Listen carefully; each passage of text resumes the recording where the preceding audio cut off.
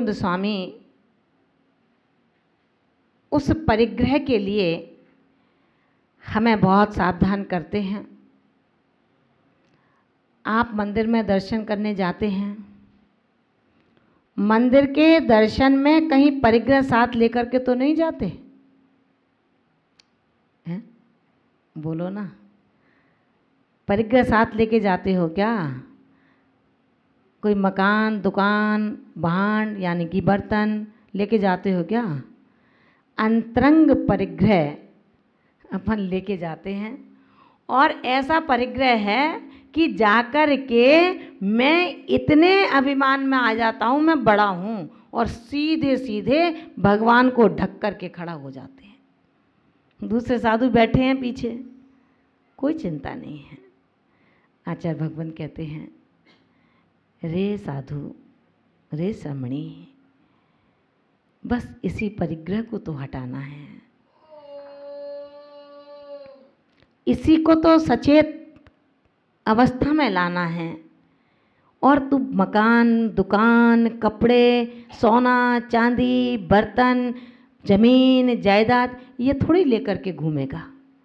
जब तुमने पीछे कमंडल को ले लिया है, अब आप अंतरंग परिग्रह का थोड़ा सा संभाल तो कर लो। कितना दंभ है हमारे अंदर। अगर सत्यता किसी बड़े साधु ने कह दी तो इतनी सिलवटें माथे पर पड़ गई, चेहरे को इतना विकृत कर लिया, मौन धारण कर लिया। मौन धारण करना बुरा नहीं है, बहुत अच्छा है, लेकिन ढंग से करो ना। ढोंग का मौन तुम्हें मौन भी नहीं रहने देगा, और ढंग का मौन भी ना करोगे और बोलते रहोगे तो मौन का फल अपने आप मिल जाएगा। हित मित्र प्रिय संभाषण मौन की ही एक पर्याय है। और हम कटुक कर्कश असत्य बोलें तो ये पाप की ही पर्याय है। हम बोलते हुए भी मौन का फल पाते रहें, खाते हुए उपवासों को अपने पूंजी में डालते रहें। ज्ञानी आत्मा बनिया है, बनता है और दूसरों को भी बनाता है। तुम कैसे बनिया हो? ना खुद बनते हो, ना दूसरों को बनाते हो। खुद भी बिगड़ रहे हो और अपने साथ जिसके साथ रहते हो या कोई तुम्हारे साथ रहता है उसको भी बिगाड़ देते हो। आचार्य भगवंत कहते हैं कि पापों का क्षय हो, समापन हो, ये तो सब कहते हैं। पापों का क्षय हो जाए, पाप समाप्त हो जाएं, ये तो सब चाहते हैं। आचार्य उमा स्वामी भगवंत कहते हैं कि जो अब्रह्म में पल रहा है, अब्रह्म का तात्पर्य कि आप अपने ब्रह्मचर्य को खराब नहीं कर रहे हैं, लेकिन अब्रह्म का तात्पर्य है जो अपनी आत्मा का परिमार्जन नहीं कर पा रहा, वो भी पाप है। जिस तरह एक बार ब्रह्मचर्य के खंडित होने पर 9 करोड़ जीवों का पाप अपने माथे पर लगता है उस श्रावक के, इसी तरह से अगर हम असावधानी पूर्वक अपनी आत्मा के परिज्ञान से, अपनी आत्मा की निकटता से अति दूर हो जाते हैं तो आप भी पाप के दर्जे में आ सकते हैं। आचार्य उमा स्वामी भगवान ने कहा है, तीव्र मंद ज्ञाता ज्ञात भावाधिकरण वीर विशेष तद विशेषा। विचार करें कि कैसे परिणाम है मेरे। तीव्र परिणाम है, मंद परिणाम है, ज्ञात में हुआ, अज्ञात में हुआ, हुआ कैसा? जरा इसका ध्यान तो रखें कि जो शक्ति का बंध होगा, जो अनुभाग बंधेगा, वो आपके परिणामों के अनुसार ही बंध दशा को, स्थिति को प्राप्त करेगा। केवल दिखाना खुश रह कर के भागना, पड़ोसी से तो बोलना और घर वालों को गाली सुनाना, ये व्यवहार नहीं है श्रावक का, बिल्कुल नहीं है। श्रावक का व्यवहार है जितना अच्छा आप पड़ोसी के बच्चे से बोल रहे हैं, पड़ोसी के पुत्र वधू से बोल रही हैं, काश अपनी जेठानी से, अपनी दौरानी से, अपनी ननद से, अपनी सासू माँ से अगर तुमने इतना मीठा बोल लिया होता तो सच कहते हैं आपका गर्भ किसी स्वर्ग की जन्नत से कम नहीं होता।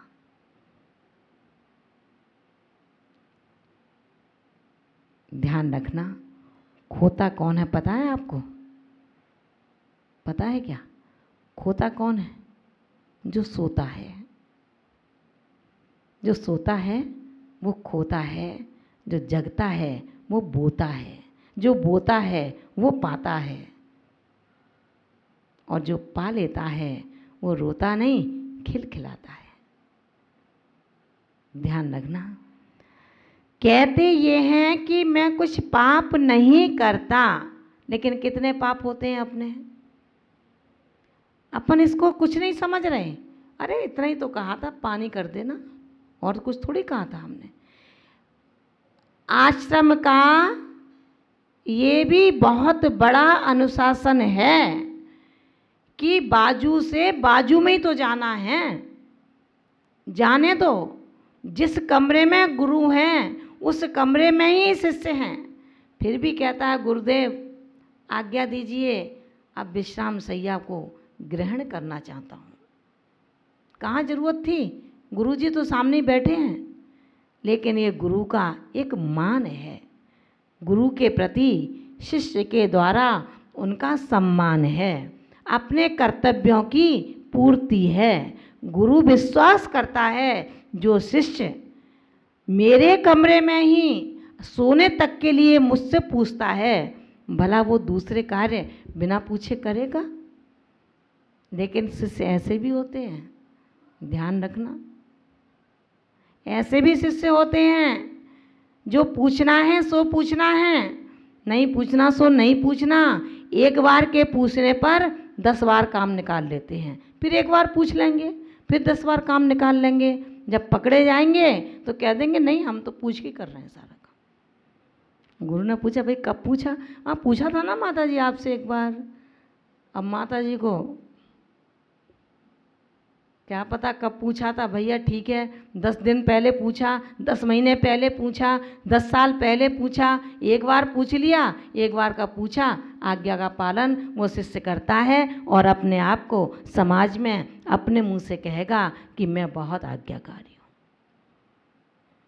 आचार्य भगवान यही कह रहे हैं और कुछ नहीं कह रहे कि जब तक साधना में संबर नहीं होगा, जब तक साधना में संबर नहीं होगा, आश्रम का द्वार बंद नहीं होगा, और जब तक आश्रम का द्वार बंद नहीं है तब तक संबर, और संबर के बिना साधना किंचित भी कार्यकारी नहीं हो सकती।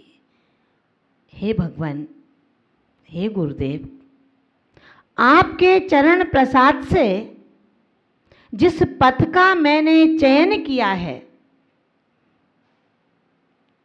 वो पथ कंटकाकीर्ण है, लेकिन मुझे विश्वास है गुरु के प्रसाद से कंटका युक्त पथ भी निष्कंटक हो जाया करता है। विश्वास चाहिए, प्रतीति चाहिए, श्रद्धा चाहिए।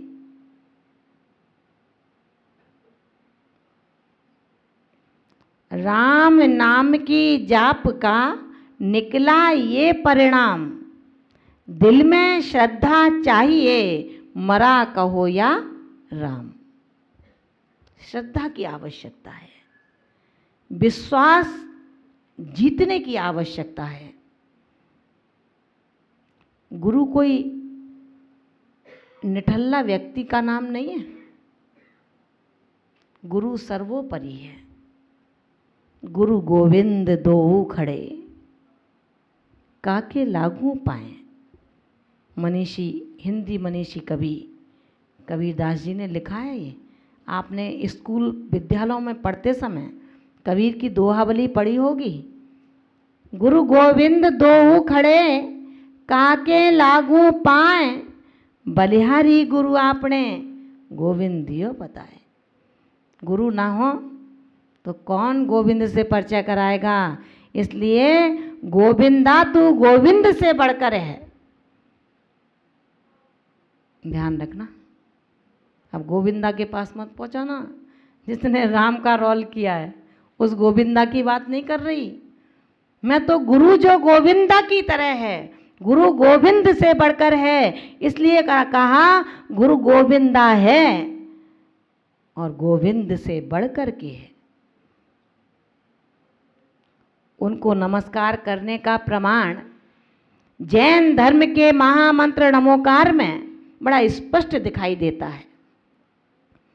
8 कर्मों को नष्ट करने के बाद जिन्होंने उस सिद्ध अवस्था को प्राप्त किया, उनसे पहले जिन्होंने 4 कर्मों को नष्ट किया, अरहंत अवस्था को प्राप्त किया, अपने दिव्य ध्वनि के माध्यम से पतित पामर भ्रमित जीवों को जो मार्ग अवलोकन करा रहे हैं, ऐसे अरहंत देव को सबसे पहले नमस्कार किया गया। अगर अरहंत देव ना हो तो सिद्धों के परिचय के लिए क्या सिद्धालय जाएगा कोई? विचार करना। बस जो ज्ञानहीन निर्गुण है, ज्ञान नहीं है, ये ज्ञान नहीं है जो अपन ने इतनी गाथाएं याद कर ली हैं। गाथाएं याद करके अपन कहते हैं मुझे इतनी गाथाएं याद हैं, ये ज्ञान नहीं है। ये तो तोता जैसा काम किया अपन ने। तोता कहता ना राम राम, अपन भी गाथा पढ़ देते हैं फटाक फटाक। उन गाथाओं का सार यदि आचरण में उतार लें, आचरण में उतारने का तात्पर्य पढ़ते हैं ईर्या पथे प्रचलताद्य मया प्रमादा, पढ़ते ना। पढ़ना अलग है और पढ़ कर के चलना अलग है। पढ़ते तो यही हैं, ईर्या पथे प्रचलताद्य मया प्रमादा, लेकिन चलते हैं तब कैसे चलते हैं? टॉर्च भी जल रही है अपनी, टॉर्च की रोशनी चल पूरब में रहे हैं और रोशनी जा रही है उत्तर में या दक्षिण में। दृष्टि नीची होनी चाहिए तो चलते हैं चकमक चकमक। हाँ, आचार्य भगवंत कहते हैं शास्त्रों को रट लेना ज्ञान नहीं है, शास्त्रों को पढ़कर और आचरण में ले आना ज्ञान कहलाता है। ज्ञान कहलाता है। हम अपने उस ज्ञान को कर्म क्षय का हेतु तभी मानेंगे जब वो ज्ञान मुझे ये महसूस नहीं होने देगा कि कब मुझे रिद्धि की प्राप्ति हो गई है। याद है ना, विष्णु कुमार मुनि को रिद्धि की प्राप्ति हो गई, लेकिन उन्होंने नहीं देखा कि रिद्धि की प्राप्ति कब कैसे हुई। जैसे एक गृहिणी दाल चढ़ा देती है, चावल चढ़ा देती है, अब ढक्कन को बार बार खोल के देखती है दाल हो गई क्या, फिर रख देगी कच्ची दाल है, फिर ढक्कन खोलेगी फिर कच्ची दाल है, फिर रख देगी। बार बार देखने देखने से दाल नहीं सिजती, सीझने का एक समय है। अब तुम कहो कि सिगड़ी पर रखी है, भाप भी बन रही है और दाल सिजती ही नहीं है, तो किसका दोष है इसमें? हैं? इतने अधीर मत बनो। आज ही तो दीक्षा ली है, अभी मुझे ना रिद्धियाँ हुई हैं, ना मेरा यश हुआ है, ना लोगों का कोई जान पहचान हो पाई है। और उनको माता जी को, उन महाराज को देखो लोग कितने आते हैं। जैन दर्शन कहता है कि रे साधु मत पड़ यश के इस परिग्रह में, अयश के इस परिग्रह के कारण न कुंठित हो और न कोई तेरा यश हो रहा हो तो तू फूल करके कुप्पा हो जा। ऐसा मत कर। अगर ऐसा नहीं करेगा तो ध्यान रखना, दूसरों को समझाने वाला खुद समझ जा तो बहुत अच्छा होगा। बहुत अच्छा होगा जब मैं खुद समझूंगा, जब मैं खुद ईर्ष्या शुद्धि से चलूँगा तो निश्चित रूप से जो तुम्हारे साथी होंगे वो भी तुमसे बात नहीं करेंगे। और जब बिहार में कोई पूछे माता जी मौन है क्या आपका, माता कहती है हाँ भैया मौन है। पूरे बिहार में मौन है क्या?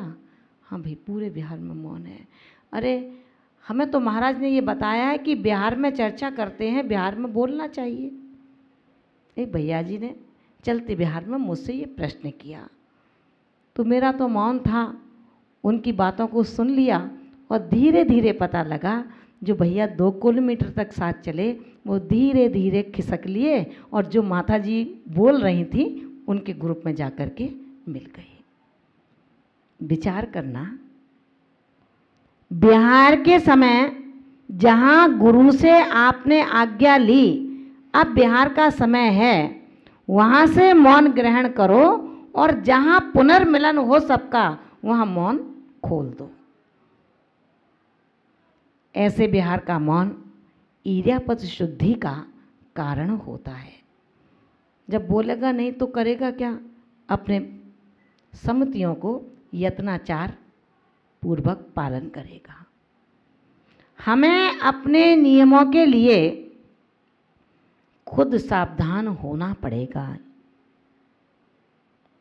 गुरु के चरणों में सिर्फ ये निवेदन करें, गुरु के चरणों में सिर्फ यही बात कहें, दूसरी कोई चर्चा नहीं करनी होती है, कोई दूसरा श्रद्धा नहीं करनी। श्रद्धा कोई दिखाने की चीज़ नहीं है। विश्वास जीतना कोई ऐसी चीज़ नहीं है कि आप कुछ दे लेकर के विश्वास जीतेंगे।